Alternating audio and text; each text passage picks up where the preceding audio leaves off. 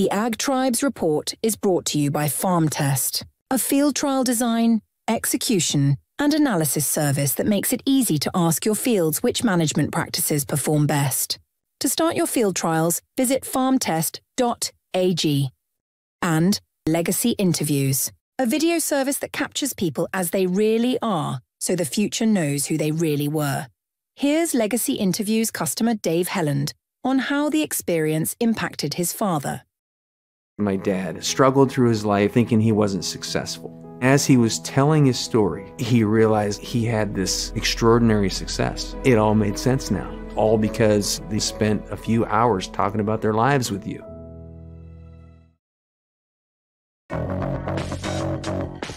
Welcome to the Ag Tribes Report, a breakdown of the top stories affecting the culture of agriculture, with your host, Vance Crowe. The report begins in 3, 2, 1. Let's begin. Welcome to the Ag Tribes Report. I'm your host, Vance Crowe. Each week, I bring on a new co-host that represents one of many ag tribes that are out in the world of U.S. and Canadian agriculture. This week, I have invited Clay Conry. Clay is a pastor, a rancher, and a podcast host with a focus on regenerative agriculture and spiritual guidance.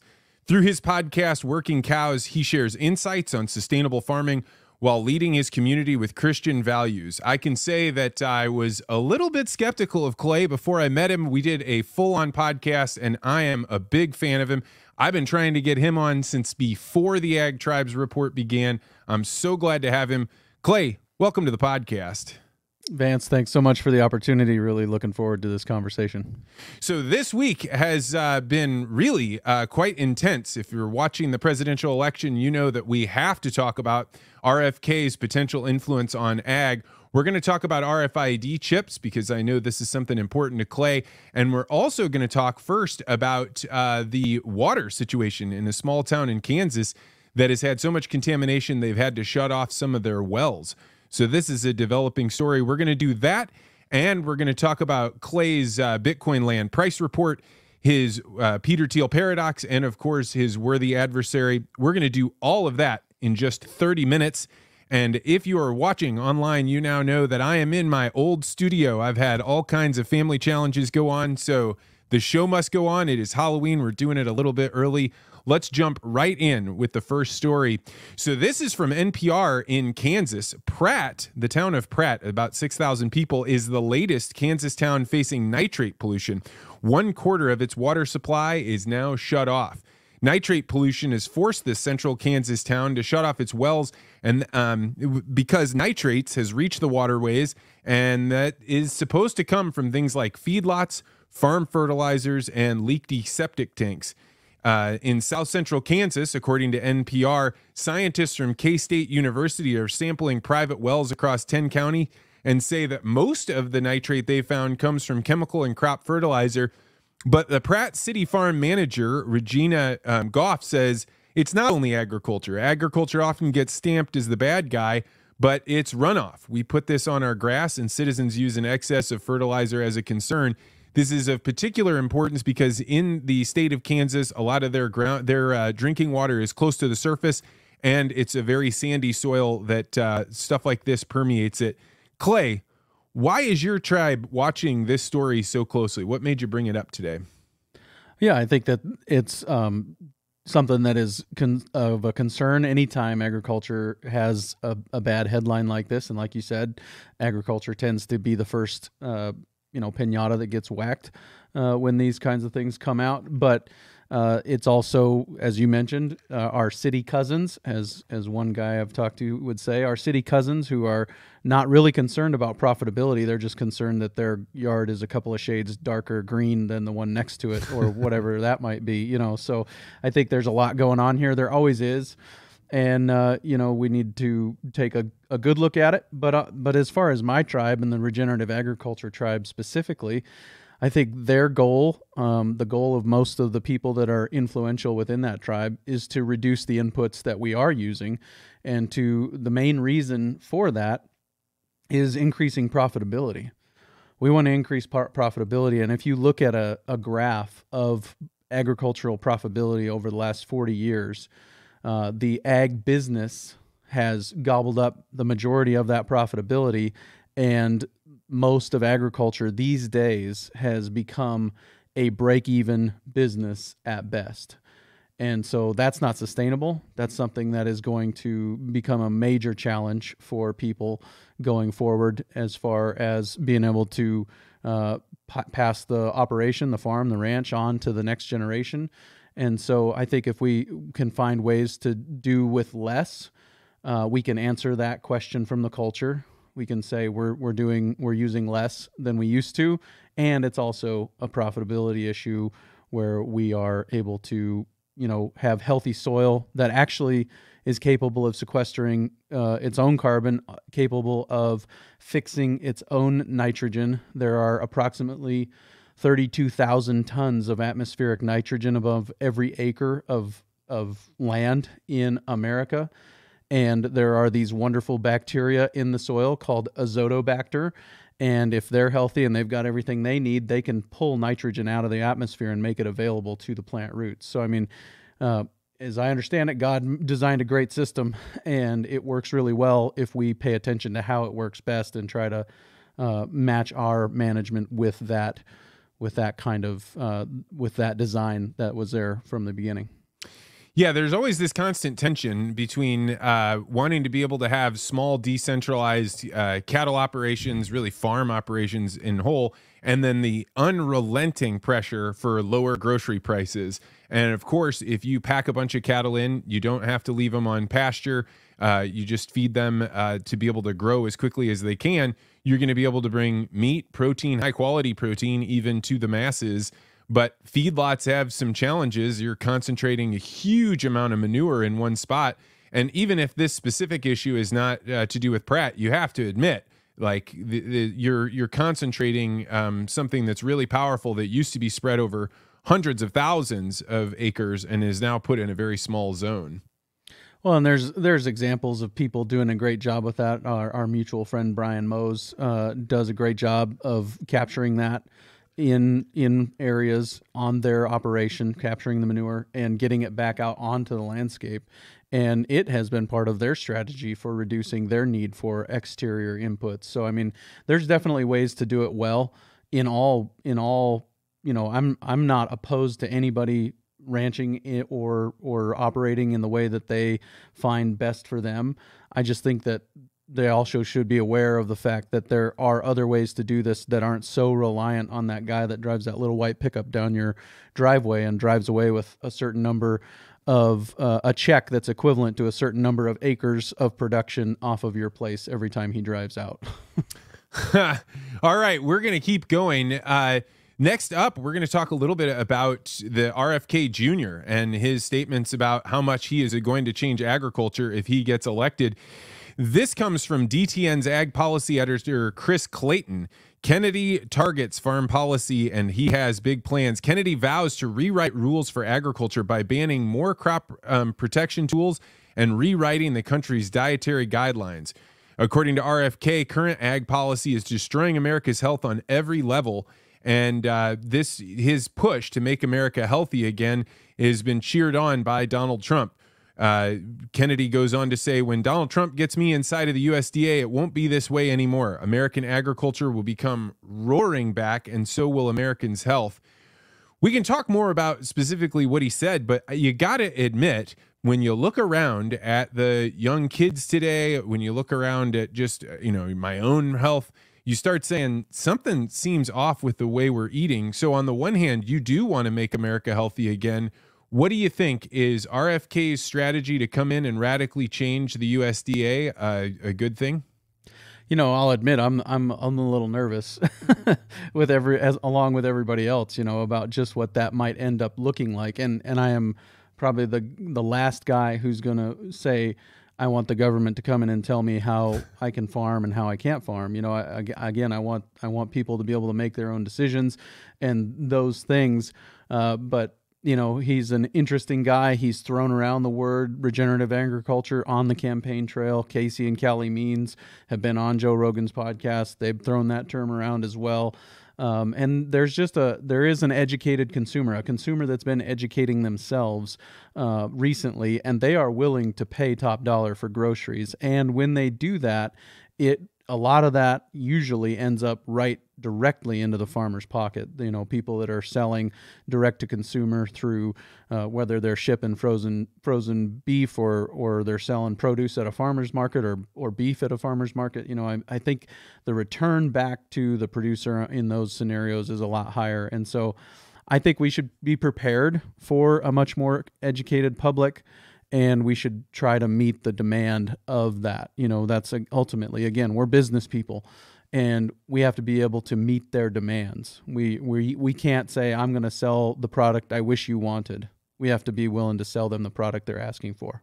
Oh, I think that's absolutely right. I think for me, there's a couple of things that strike me about RFK coming in and wanting to make big changes. First of all, I think that within a giant bureaucracy, the only way to make change is big change. So I understand why he wants to come in and do that. But I also would say that even if you don't like the system that we have, even if you look around and say, I don't like glyphosate or I don't like GMOs, the infrastructure is set up for all of that. So if you just go wipe it out, we don't have a huge labor force out there that can just, you know, go into the fields and all of a sudden be able to produce the crops.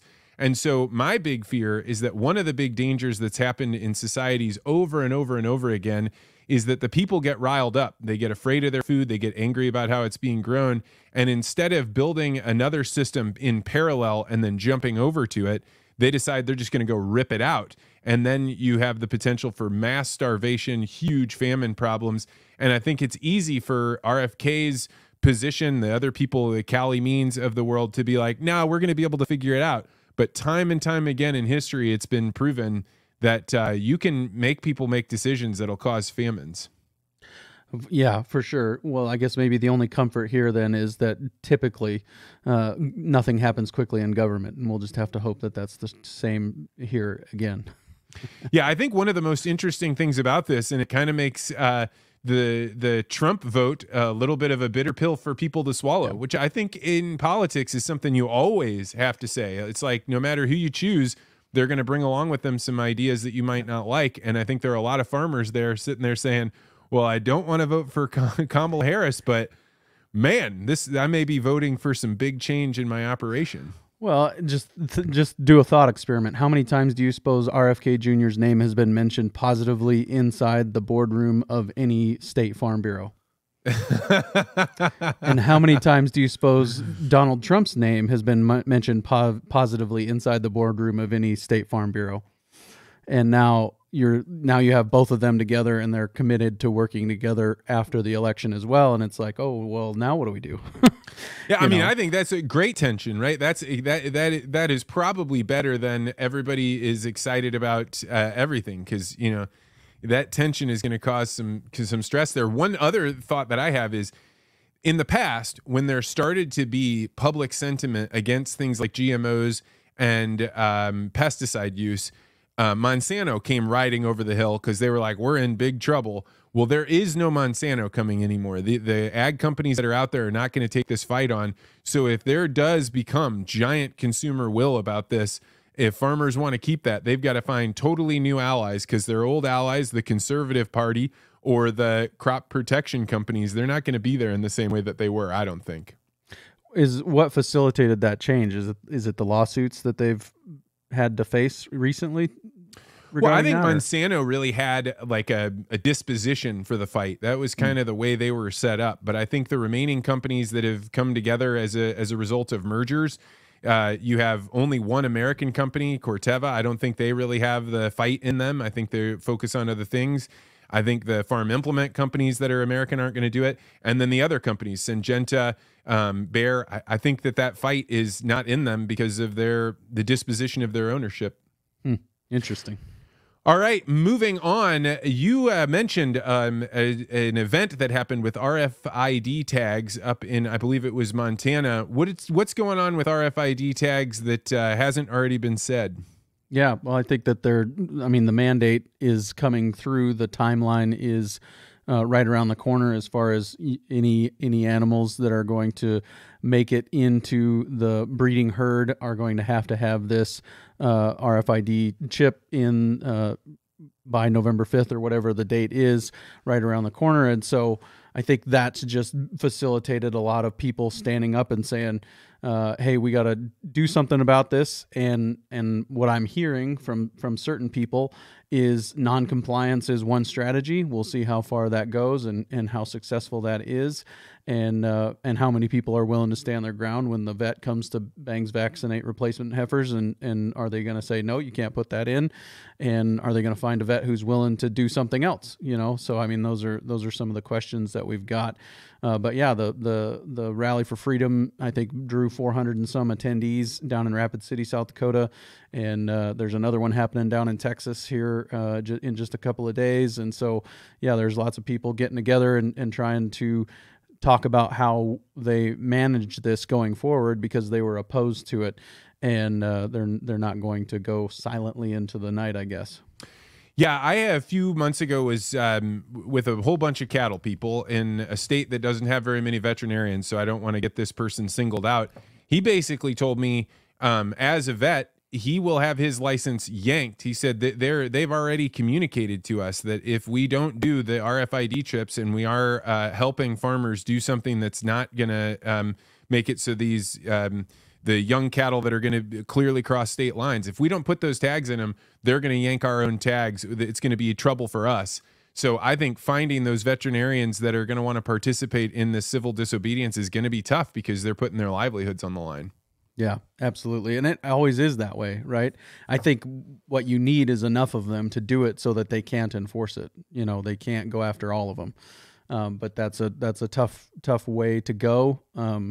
When we're competing with things like the NFL on Sunday and the World Series that just wrapped up, and everybody's thankful the Yankees lost again. So, whatever, but we're all distracted by so many other things that we don't really have time to be citizens and stand up and say, nope, we're not going to do that here. And so I think that that's kind of why we're where we're at, I think, in a lot of ways. Yeah, I agree. There's no thing that happens in this world where it's of real value that doesn't require sacrifice. I think that's one of the life lessons I've learned. I've heard it hundreds of times during legacy interviews that, nothing comes easy. If it's really valuable, it's going to cost you something. Yeah, I've done a little bit of that work. I really appreciate the work that you're doing in that regard. And one of the common themes, they maybe don't phrase it this way, but a lot of times success is just being too dumb to quit. That you just refuse to quit. And a lot of times that presents opportunities when other people who are close to you did quit. You can acquire their land for pennies on the dollar and continue to expand your own operation. So I think that's one of the principles as well. That rings true. Okay, just a little quick moment. I wanted to mention Brian Scott of The Farmer's Life sent me a couple of tweets. One, he posted just about how early harvest had finished it where he's at. He said he's farmed since 2009, and looking back at the harvest data, he's only finished earlier one time, and that was in 2010, and he started a little earlier. Other than that October finish, he's also the 30th was the only time he'd finished by the 30th was the 2012 drought, and that was the yields were quite different for him. So are you seeing this too, Clay? People getting done with harvest a lot earlier than normal? Yeah, there's not much harvest in my neighborhood, to be honest with you. There's a little bit of irrigated ground just west of me, but I'm kind of right in this grass belt in western South Dakota where it's mostly just cows. But yeah, we were really dry here, so I don't know if that was similar. I mean, if they were just had a drier fall than normal.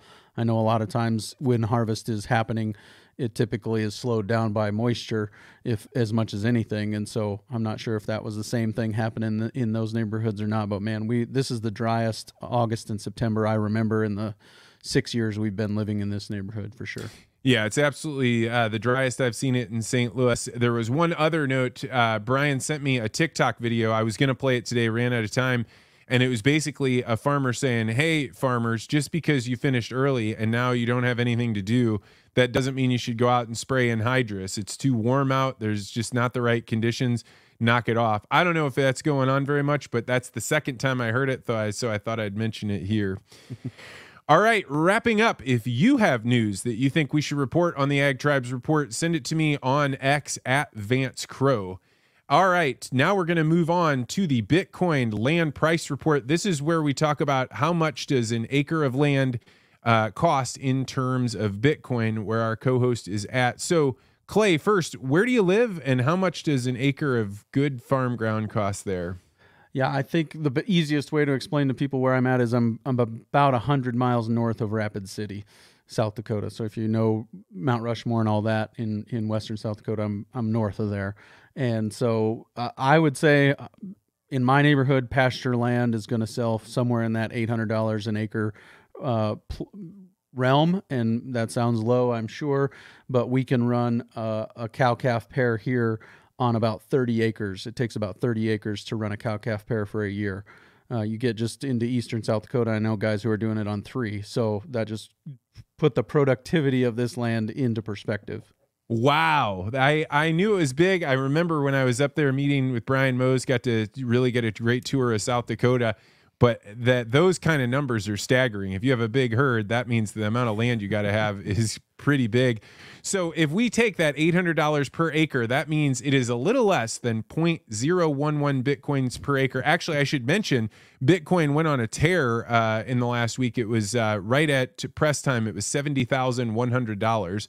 And so, in other words, one Bitcoin would get you about 87 acres of farmland in Meade County. So how does that sit with you, Clay? Yeah, I wish I would have bought Bitcoin earlier. You know, that's how that sits with me. Well, one thing I wanted to mention about Bitcoin that I think is worth thinking about is that there's all this trapped energy, particularly up in places like North Dakota, where you have to flare off natural gas in order to get to the oil that you want to frack. And a lot of people are going by and putting generators there, and instead of just burning off that natural gas, they're turning that energy into Bitcoin mining. And I think there's all kinds of places where there's trapped energy, and it's good that Bitcoin can do that and maybe increase the value of people's land and their operations in that way.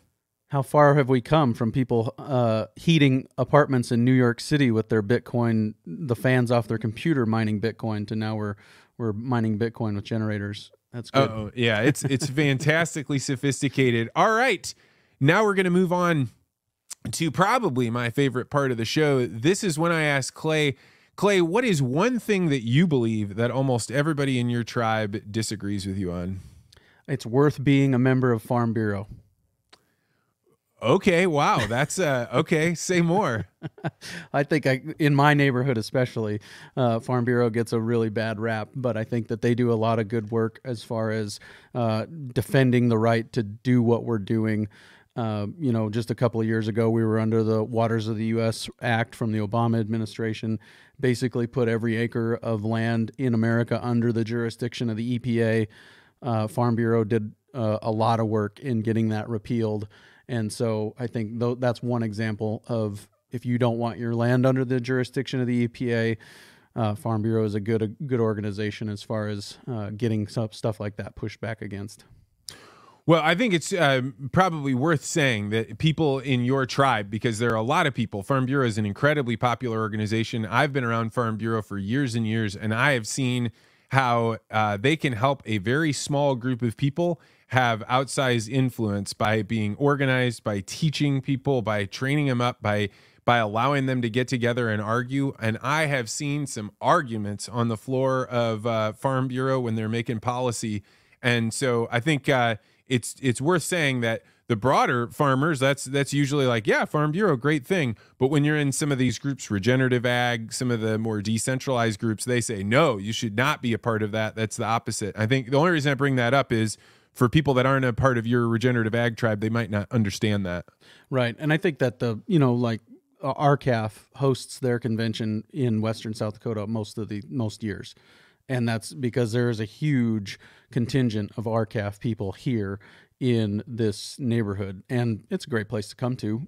Not saying that's not true as well, but Deadwood and Rapid City host a lot of RCAF conventions, and that's just my neighborhood. When I talk to people, I kind of whisper about being involved in Farm Bureau. So, well, I think you deserve a 6-7. That's a clever one, and I think it's probably valuable for you to say it, and you're going to take a little heck for it. So good for you. All right, now moving on to the worthy adversaries. Earlier this week, I published a little bit of a post on the value of having worthy adversaries. These are the people that are out in the world that you don't necessarily agree with, but they have ideas that are worth grappling with. You can really, and what ultimately is oftentimes the people we disagree with, we push them out of our tribe. We say, hey, this isn't really an idea I want to grapple with. But when you stop and think about it, is there a person that believes something that I completely disagree with, but they have their head on straight, they're able-bodied, they're strong in their thinking? That's where you find the best things to grapple with. So, Clay, who is your worthy adversary? I'm sorry I wasn't as prepared for this one, but I would say probably the people who say you shouldn't be involved in Farm Bureau. Those are the ones that I really do agree with a lot of what they say, but I think that there are definitely reasons. I think that there's reasons to be involved in all of these organizations. I think there are lanes that they are in, and I think if they would stay in their lane, it would probably they do good work in their lane, and we'll do good work in our lane. We don't all have to just continue to fight. And there's opportunities. There's instances where they do come together, and it's a big issue when you get Farm Bureau, Farmers Union, Stock Growers Association, the NCBA, all of them to say the same thing. Those are big issues, and that happens once in a while. But that is the one that came to mind when you asked the question.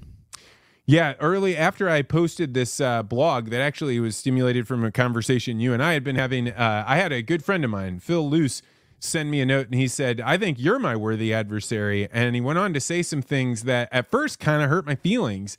But as I thought about it, I was like, actually, that's great. And to find somebody that is your opposite, that views the world differently, and you clash together, I think it at first hurt my feelings, and then all of a sudden made me be like, hey, man, Phil Luce is an animal. If I can be his worthy adversary, I'm going to take that as a compliment. Yeah, it's sharpening the axe, right? We're making each other better. We're making each other really examine what we think and what we believe and be able to defend it. How many people only know what they believe because they read a headline and they can't give you any reasons why? They just know that the influencer who posted the headline that's what he believes, so that's what I believe. Whereas if we have these adversarial conversations, we really have to think about what we're saying and be able to defend it. Absolutely. Well, Clay, thank you so much for coming on. I have been dying to do this because I think you always bring an interesting perspective. If people were going to tune into your podcast and check out what you're doing, where would you send them? ranchingpodcast.com. Every episode I've released in the last 7 years is up there. All right. So thank you to Clay Conry for coming on. I really appreciate you taking the time. I also want to thank our sponsors, farmtest.ag, where you can test out your inputs using scientifically verifiable tests. This is an incredible program, and I think it offers a sense of freedom from just only having the marketing in front of you. And then also legacy interviews, where we sit down to have your loved ones tell their life stories so that future generations can know who they were. You get to capture that spark, get to see their laughter. We really take pride in helping people to completely relax, forget that the cameras are there, and be the person that we want to remember them as. So if you're interested in doing a legacy interview, it always starts with a phone call with me. We sit down and talk about what you're hoping to capture, how it could work, and you can find out more by going to legacyinterviews.com. All right, we're going to head out now. Next week, I'll be doing a remote Ag Tribes report, so look for me up in Oregon, Illinois. Until then, you should feel free to disagree.